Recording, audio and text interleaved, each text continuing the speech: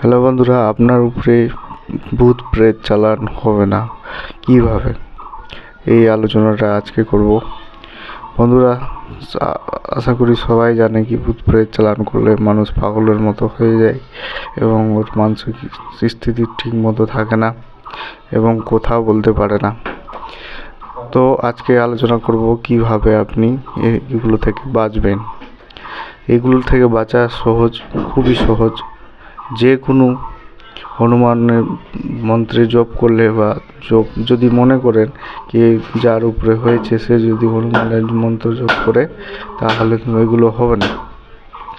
তাহলে আপনি হনুমান চালিসা কিংবা কিছু হনুমান চালিসা পড়ে, একটা পদ্ধতি রয়েছে যে পদ্ধতিতে এগুলো হয় না। হনুমান চালিসা 11 বার পড়তে হবে, আর পাশে একটা ঘটিতে বা কিংবা বোতলে জল রেখে নেবেন এবং হনুমান চালিসা পড়বেন হনুমান মন্দিরে। জলটাও নিয়ে যাবেন, জলটা হনুমান মন্দিরের ছিপি খুলে রেখে দিবেন আর পাশে হনুমান চালিসা পড়বেন 11 বার এবং যে কোনো হনুমান বীজ মন্ত্র 108 বার পাঠ করবেন। এবার পাঠ করা হয়ে গেলে বোতলের ছিপিটা লাগিয়ে নেবেন এবং বোতল সহ নিয়ে চলে আসবেন বাড়ি নিয়ে এসে যে ব্যক্তির মনে হচ্ছে কি এই ব্যক্তির উপরে প্রেত চালান বা ভূত প্রেত চালান হয়েছে, ওই ব্যক্তিকে গায়ে জল ছিটা দিবেন। আর না হলে বন্ধুরা কিছুটা জল স্নানের জলেও মিশাবেন। এইভাবে মোটামুটি 11টা মঙ্গলবার যদি করা যায়, তাহলে ধীরে ধীরে প্রেত চালান কেটে যায়, ভূত প্রেত থাকে না, পালিয়ে যায়। 11টা মঙ্গলবার এইভাবে করবেন বন্ধুরা, নিশ্চয়ই লাভবান হবেন।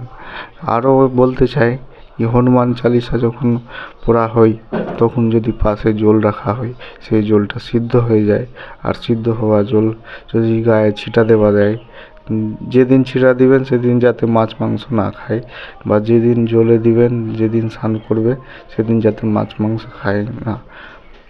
তো বিশেষ মনে রাখবেন, 2টা বার আপনাকে মেনে চলতে হবে। একটা হচ্ছে মঙ্গলবার আর একটা হচ্ছে শনিবার।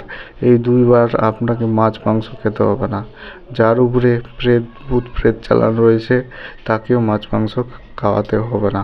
তারপরে আপনি ওই জল দিয়ে স্নান করাবেন এবং ওই জল দিয়ে জল ছিটা দিবেন। যখন ওর গায়ে ভোর করবে তখন জল ছিটা দিবেন। এইভাবে করে সম্পূর্ণ প্রেত চালান ধীরে ধীরে কেটে যায় আর আপনার রোগী সুস্থ হয়ে ওঠে এইভাবেই। তো মনে রাখবেন, হনুমান সাধনা করলেই, হনুমান মন্ত্র জপ করলেই ভূত প্রেত চালান হয় না। যে চালান করে তার ক্ষতি হয়, উল্টো তার চালান কেটে যায়, আসে না। এইভাবেই মানে বাঁচার উপায় এটাই কি হনুমানের ভক্তি করাই ভূত প্রেত চালান থেকে বাঁচার উপায়। ধন্যবাদ।